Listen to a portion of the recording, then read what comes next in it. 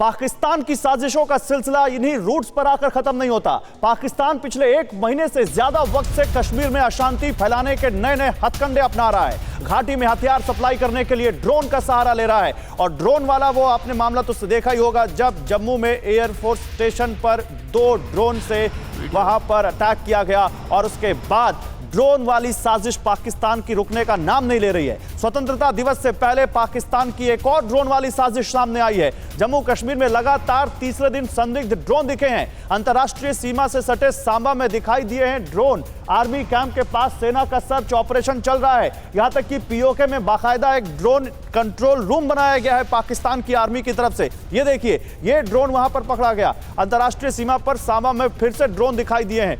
अब सवाल यह है कि ये ड्रोन वाली साजिश क्या है? क्यों अब क्या कन्वेंशनल तरीके से पाकिस्तान नहीं जीत पा रहा, तो अब ये ड्रोन वाली साजिशें रच रहा है? भारत के पास इसका भी मुंह तोड़ जवाब है। जम्मू कश्मीर के डीजीपी ने क्या कहा है ड्रोन वाली साजिश को लेकर, वो बताएंगे हम आपको। लेकिन आइए आपको बता दें, 2 जुलाई से 2 अगस्त के बीच यानी पूरे 1 महीने में करीब 7 बार सीमा के पास संदिग्ध ड्रोन देखे गए। ये एनिमेशन के जरिए जो इस वक्त मैं आपको दिखा रहा हूं, देखिए, ये हमारी कोशिश है आपको पूरी स्थिति समझाने की। ये ultra modern studio TV Bharatvarsh का ये आपको कोशिश करता है समझाने की कि आप समझें कैसे ये ड्रोन वाली साजिश हो रही है। 2 अगस्त को ड्रोन वाली साजिश हुई, कुछ ड्रोन को सुरक्षा बलों ने मार गिराया। सांबा में 3 अलग अलग 2 अगस्त को ड्रोन दिखे और आईटीबीपी कैंप के पास ये ड्रोन दिखे। इन संदिग्ध ड्रोन को देखने के बाद फिर अलर्ट जारी किया गया। इसके बाद ये देखिए, हम आपको लगातार दिखा रहे हैं कैसे सांबा में 3 अलग अलग ड्रोन दिखे आईटीबीपी कैंप के पास। और इसके बाद देखिए 1 अगस्त 2 अगस्त से पहले सांबा में ही 4 संदिग्ध ड्रोन नजर आए और ब्रह्मणा में आर्मी कैंप के पास ये ड्रोन देखे गए। उससे पहले 24 जुलाई को जम्मू के कालूचक और कठुआ में 2 ड्रोन देखे गए और 23 जुलाई उससे पहले कानाचक इलाके में पुलिस ने एक ड्रोन को मार गिराया। भारतीय सीमा में 6 किलोमीटर तक अंदर यह ड्रोन आया था। 5 किलो वजन का आईडी लेकर आया था यह ड्रोन। 22 जुलाई इंटरनेशनल बॉर्डर से 8 किलोमीटर अंदर अखनूर में ड्रोन ढेर किया गया। 12 किलो वजन के ड्रोन के साथ 5 किलो आईडी बंधा हुआ था।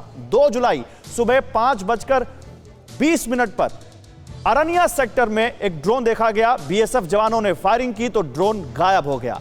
अब सवाल यह है कि ये ड्रोन कौन भेज रहा है? सवाल यह है कि ड्रोन का ऑपरेटर कौन है? सवाल यह है कि इन ड्रोन्स में बैटरी कौन लगा रहा है? इनको ऑपरेट कौन कर रहा है? इन ड्रोन्स को, बल्कि इन ड्रोन को उड़ाने वालों को कौन तैयार कर रहा है?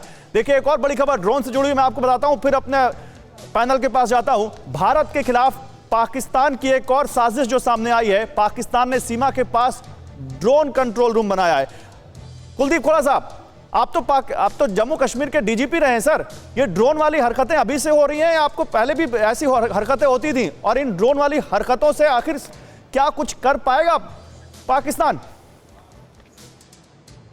देखिए, जब बॉर्डर्स टाइट हो गए और इन्फिल्ट्रेशन लगभग नामुमकिन हो गई आर्मी और बीएसएफ की वजह से और इंटेलिजेंस इनपुट्स की वजह से, तो उन्होंने ड्रोन का इस्तेमाल करना शुरू कर दिया। और ड्रोन के इस्तेमाल के लिए उन्होंने ना सिर्फ हथियार भेजने का काम किया, बल्कि ड्रग्स का भी ये ट्रेड चला रहे हैं उसके जरिए। और उसमें काफी रिकवरीज भी हुई है। आपको याद होगा नगरोटा में पिछले साल जो एनकाउंटर हुआ था, जिसमें 4 आतंकी मारे गए थे और भारी मिकदार में हथियार रिकवर हुए थे, वो तमाम हथियार ड्रोन के जरिए वहां भेजे थे। तो ये पाकिस्तान के अलग अलग हरबे हैं। और जैसे पहले एक पैनलिस्ट ने कहा है कि पाकिस्तान अपने आप को गुर्बत में डाल रहा है।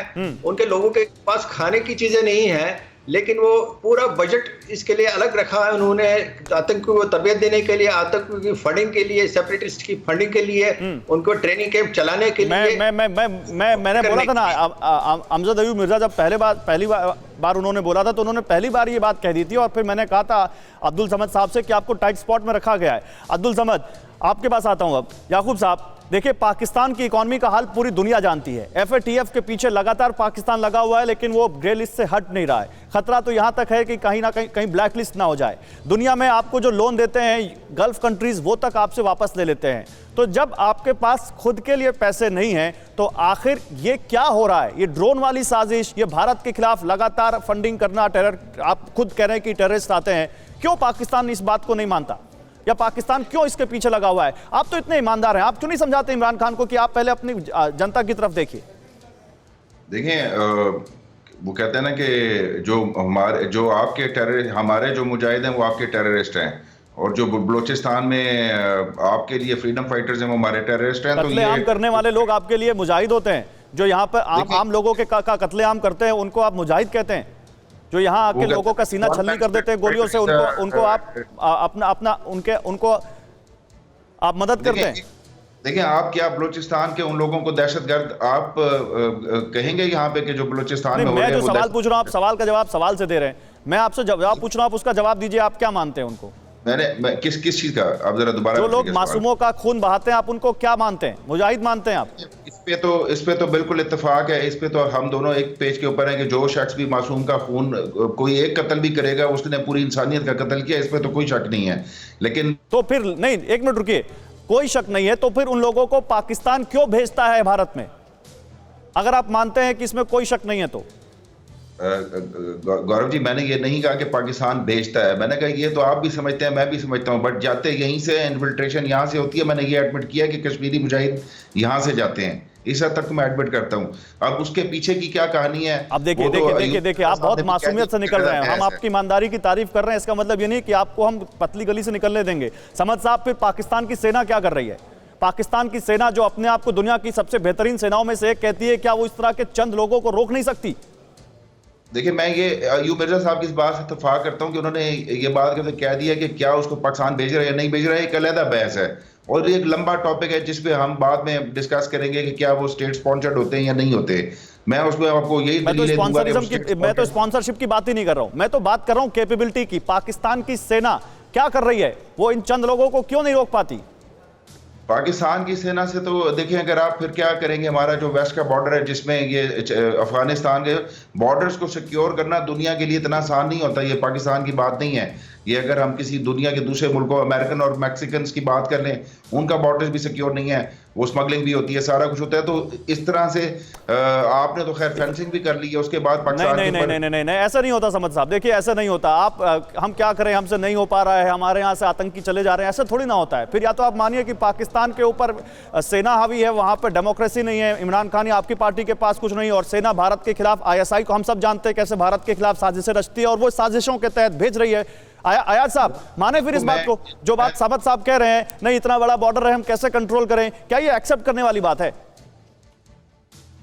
नहीं, पाकिस्तान क्या का ये जो रिप्रेजेंटेटिव है या पाकिस्तान क्या कहेगा, वो उसमें मुझे लगता है कि जाने की ज़रूरत नहीं है। देखना ये है कि हमको डिपेंड करना पड़ेगा अपने इंटेलिजेंस सोर्सेज पर।